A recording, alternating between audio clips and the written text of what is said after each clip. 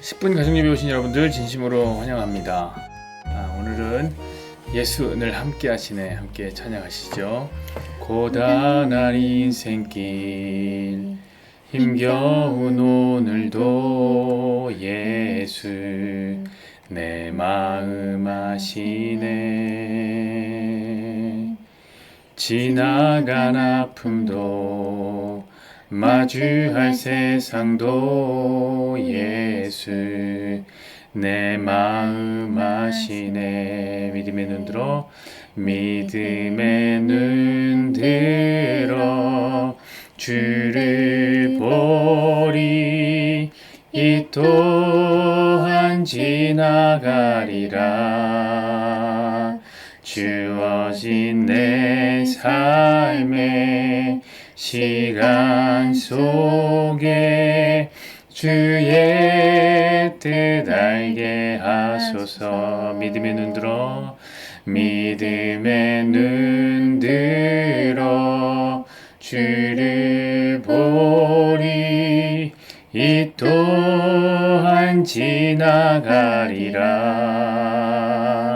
주어진 내 삶의 시간 속에 주의 뜻 알게 하소서.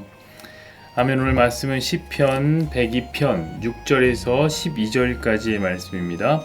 한 절씩 교독하시죠.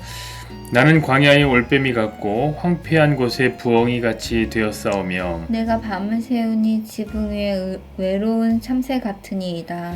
내 원수들이 종일 나를 비방하며 내게 대항하여 미칠 듯이 날뛰는 자들이 나를 가리켜 맹세하나니 나는 죄를 양식같이 먹으며 나는 눈물 섞인 물을 마셨나이다. 주의 분노와 진노로 말미암음이라. 주께서 나를 들어서 던지셨나이다. 내 날이 기울어지는 그림자 같고 내가 풀에 시들어진 같으니이다. 여호와여 주는 영원히 계시고 주에 대한 기억은 대대에 이르리로다. 아멘. 오늘 말씀을 중심으로 해서 그래도 나는 여전히 너의 하나님이다 라는 제목으로 함께 말씀을 나누겠습니다. 오늘 본문은 고통을 당하는 자의 기도입니다. 성경의 이 표제어를 보면 매우 그 내용이 잘 나오는데 어떻게 되어 있습니까? 이렇게 되어 있죠. 고통당한 자가 마음이 상하여 그의 근심을 여호와 앞에 토로하는 기도다. 이렇게 되어 있습니다. 물론 저는 이 시인이 당하는 고통, 어떤 고통인지 잘 모릅니다. 성경은 그것에서 침묵합니다. 그러나 분명한 것은 이 시인이 고통을 당하고 있다는 사실은 분명하고, 시를 읽다 보면 시인이 고통을 당하고 있는 부분이 곳곳에서 발견됩니다. 예를 들면 괴로운 날, 내 날이 연기같이 소멸하며 내 뼈가 숯같이 탔고 풀같이 시들고 마르고 내 살이 뼈에 붙었고 광야의 올빼미, 밤을 새우고 외로운 참새, 죄를 양식처럼 먹고 눈물 섞인 물을 마신다. 이런 표현들은 우리로 하여금 시인의 고통에 공감하게 만듭니다. 왜 그럴까요? 왜 이런 표현들이 우리로 하여금 시인의 마음을 이해하게 만드는 걸까요? 왜냐하면 이런 기분을 저와 여러분도 한 번쯤은 느껴본 적이 있기 때문입니다. 괴롭고 연기같이 소멸하고 뼈가 타들어가는 것 같고 시들고 마르고 광야에 홀로 울고 있는 올빼미 같은 밤을 지새웠던 순간, 외로운 참새 마냥 아무도 듣지 않는 이야기를 홀로 지저귀고 있던 시간들, 눈물이 잔뜩 섞인 물을 마셨던 그런 고통의 순간들이 우리에게 있기 때문에 우리 마음이 이 시인의 아픔에 공감하는 겁니다. 맞습니다, 여러분. 아파본 사람이 아픈 사람의 마음을 알고 고통당해본 사람이 고통당하는 사람의 마음을 아는 겁니다. 그런 의미에서 오늘의 시는 고통을 당했던 저와 여러분의 시라고 해도 저는 과언이 아닐 것이다 생각합니다. 이것은 성경 역시 문을 활짝 열어놓고 있는데요. 왜냐하면 오늘의 시는 특정 인물이 쓴 시가 아니기 때문에 그래요. 여러분, 특정 시인의 이름으로 쓰여진 게 아니죠. 만약 이 시가 다윗이 썼다면 다윗의 시로 쓰여 있을 거고, 솔로몬이 썼다면 솔로몬의 시로 기록되어 있을 텐데, 오늘의 시는 그저 고통당하는 자의 시 이렇게 쓰여 있는 거예요. 그러니까 분명히 글은 존재하지만 이름은 없는 거죠. 익명성. 맞습니다. 오늘의 시는 익명성을 보장합니다. 자, 그럼 왜 익명성을 보장할까요? 감추려고요? 누구 시인지 모르게 하려고요? 아닙니다. 그 반대예요. 무슨 말이냐면 오히려 이 시는 우리 모두의 시이기 때문에 열어둔 거예요. 다시 말씀드립니다만 모든 사람은 고통을 당하기 때문에 그래서 특정할 수가 없었던 겁니다. 그러므로 오늘의 시는 모든 고통당하는 자의 시인 것이며 동시에 저와 여러분을 포함한 우리 모두의 시일 것입니다. 저는요, 그런 의미에서 이 시가 성경에 기록되어 있다는 사실 자체가 참 좋아요. 참 좋아요. 이 시는 우리 하나님이 고통당하는 자의 하나님이라는 것을 선언하는 시입니다. 사랑하는 여러분, 반면 우리가 사는 이 세상은 어떻습니까? 한번 생각해 보시죠. 오늘날은 모두가 행복을 추구하죠. 행복이 인생의 목적이 된 거예요. 그래서 행복하지 않은 모든 것들이 피하고 싶은 것이 되는 거죠. 자, 행복이 아닌 것은 그것이 무엇이든 부정적인 것으로 간주되는 세상입니다. 그런 의미에서 오늘날 사람들은 고통당하는 사람들은 곁에 두고 싶어 하지 않는 겁니다. 행복한 사람들의 이야기, 행복한 사람들의 모습을 보기에도 바쁜 세상입니다. 여러분들의 핸드폰을 한번 열어보십시오. 모두가 행복에 겨워하고 있지 않나요? 보기에도 즐거운 그런 여행지에서 좋은 옷을 입고 좋은 차를 타고 아름다운 사람들과 인생을 즐기는 이미지가 세상에는 넘쳐나는 거예요. 그러니까 고통을 당하는 자가 외칠 수 있는 공간이란 이 세상에는 아예 없는 겁니다. 자, 이런 세상의 분위기를 사람들은 귀신처럼 합니다. 그래서 고통을 당해도 우리가요, 움츠려들어요. 왜냐? 고통을 내가 외치는 순간 사람들에게 외면을 당하는 더 큰 고통이 기다리고 있다는 것을 저와 여러분이 다 알고 있기 때문에 그렇습니다.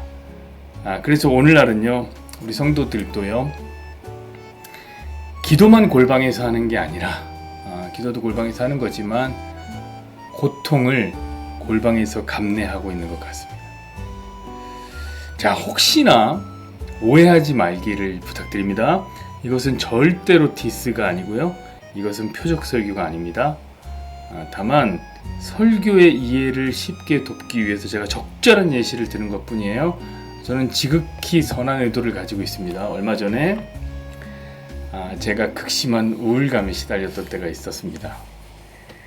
제가 워낙에 감정적인 사람이다 보니 아주 가끔, 자주도 아니 아주 가끔씩 알 수 없는 우울감에 사로잡힐 때가 있습니다. 그럼 이게 얼마나 괴로운지 몰라요. 그런데 바로 여기 계신 사모님께서 당신의 감정 때문에 다른 사람의 감정을 상하게 해서는 안 된다 라고 말씀을 하시면서 구구절절 옳은 말씀을 하셨습니다. 이건 절대로 비난하는 것이 아닙니다. 맞아요. 어찌 보면 우울증은요, 지극히 강화된 자기 사랑인 건 맞아요. 오롯이 자기 아픔, 오롯이 자기 감정에만 집중하라고 우리 마음이 우리한테 시키는 겁니다.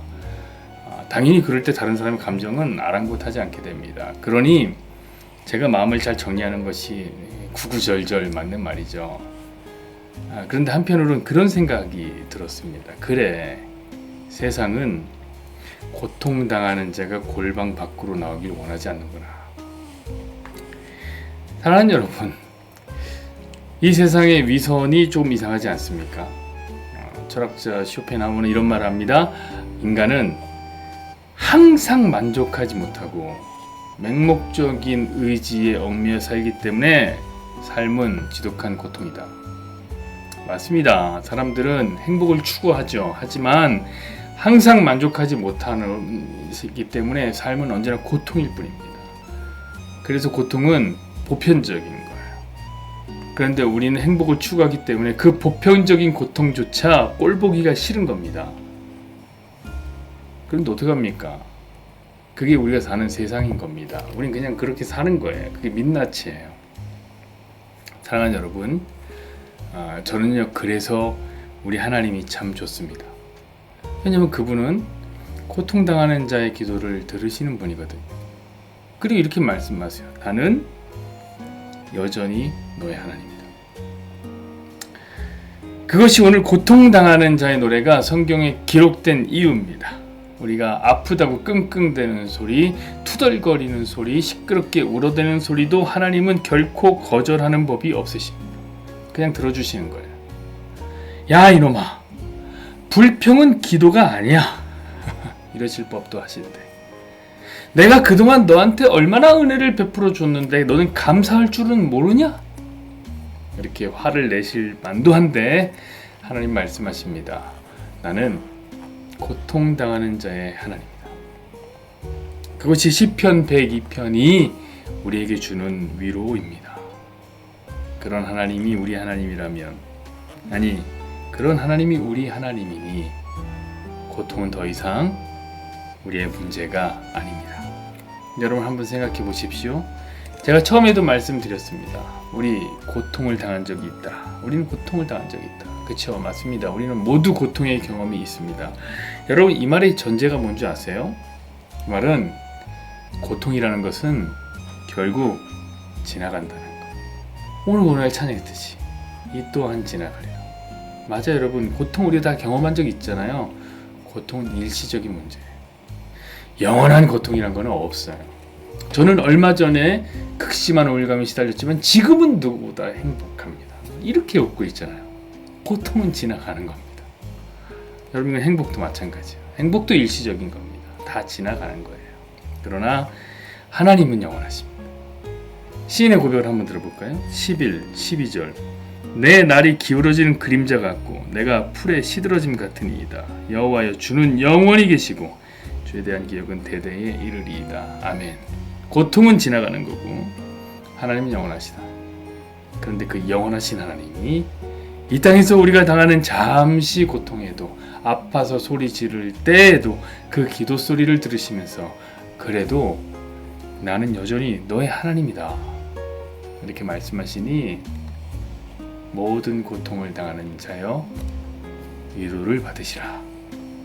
아무대화 시간입니다.